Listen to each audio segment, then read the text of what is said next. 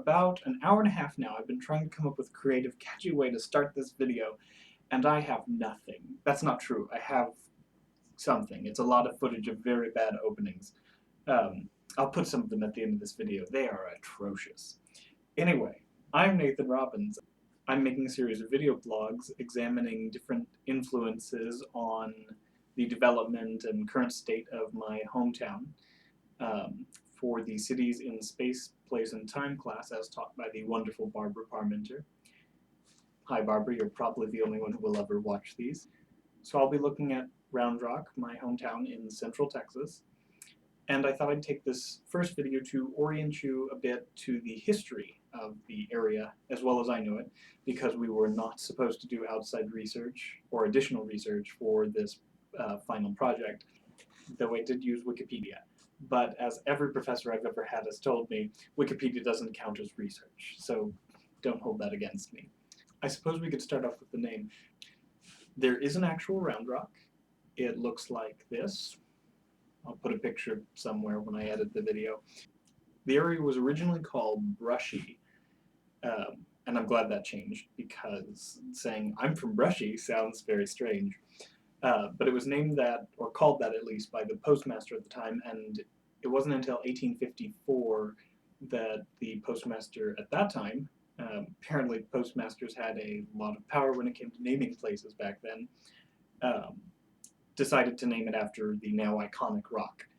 The story I heard when I was little was that the postmaster and some other important figure were sitting on the rock fishing and decided that they should rename the town. I have a feeling that that is historically inaccurate, but made a good story for kids. Anyway, enough of me talking. To give you an idea of the area we're looking at and a bit more of the history, let's take a peek at some maps. To get oriented, I'm going to start at the home I grew up in. Well, I suppose from about kindergarten on. Welcome to suburbia. So yes, there's obviously my home. I suppose maybe we should start a bit further back. And, well, we'll get into all of what this is and what it means later. Let's start out just looking at Texas. I'm going to actually go ahead and turn back time a little bit.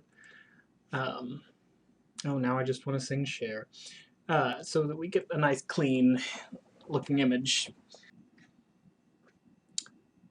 Well, Texas is obviously huge, and I'm going to go ahead and leave the indicator of where my house is so we can kind of keep an idea of the area I'm looking at in mind.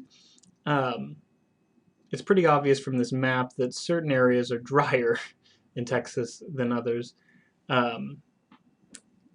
And it's important to note that right along here is something called the Balcones Escarpment, which is part of the Balcones fault line, an inactive fault line, but historically one that was very important geologically speaking. It's the reason I bring this up is, if I can turn them back on, there is a major road that's very important to the history and development of our town called I-35 that runs right along the Balcones Escarpment. Historically, this is important because the soils in East Texas and east of the escarpment are typically richer, and therefore that land was used largely for agriculture. Whereas to the west, those lands were typically used more for raising cattle and other livestock. This was enhanced further by the fact, if I can pull this map over here, that right around that same area you have a drop-off in the amount of rain, well, I suppose really a gradual decline in the amount of rain that you get, making that the areas to the east even more suited to agriculture. It's also important to note, as a former environmental science professor of mine liked to point out, that right around this change in precipitation, once you get to this lighter blue area, which is between 34 and 42 inches, I believe. Forgive me, my color vision is terrible. it's much more difficult to grow cotton, which was historically an important crop for the area. And let's head back into Round Rock.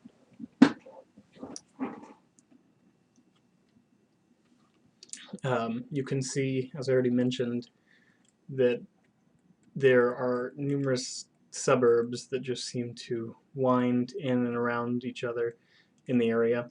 And these maps are slightly out of date even. Most of these limited areas are even being developed now. This area here is becoming a nursing home, and that's been something of an issue. Um, and this area has all been cleared out and is becoming shops and all sorts of things. So Round Rock is kind of on the fringe of the Austin metro area, although I've heard people debate about where that begins and ends. So here's Austin, and if I can turn the roads back on, as you proceed along Interstate 35,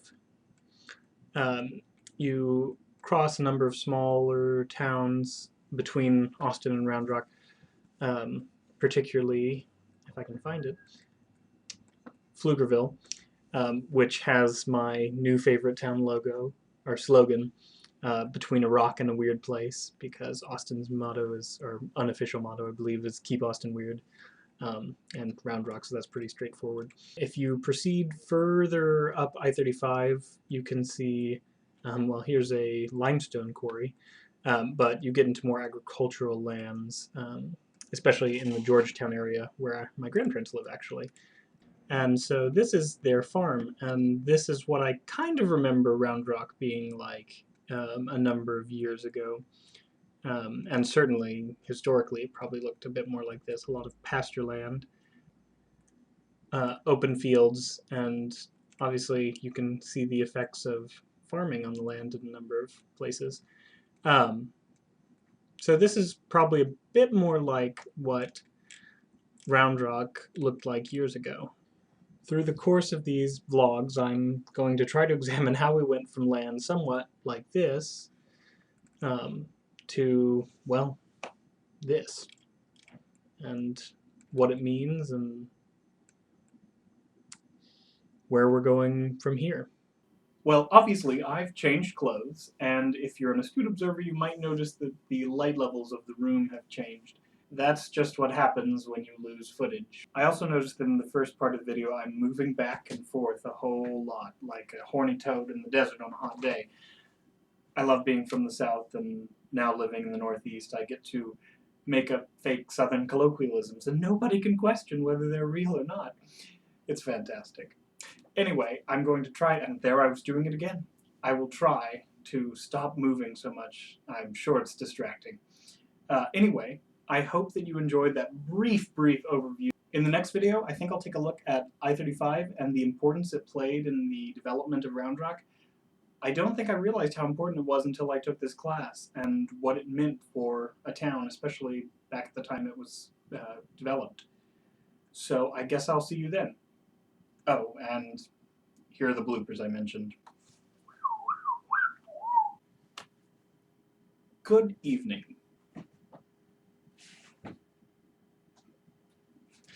Good afternoon, morning, evening. Oh, hello there.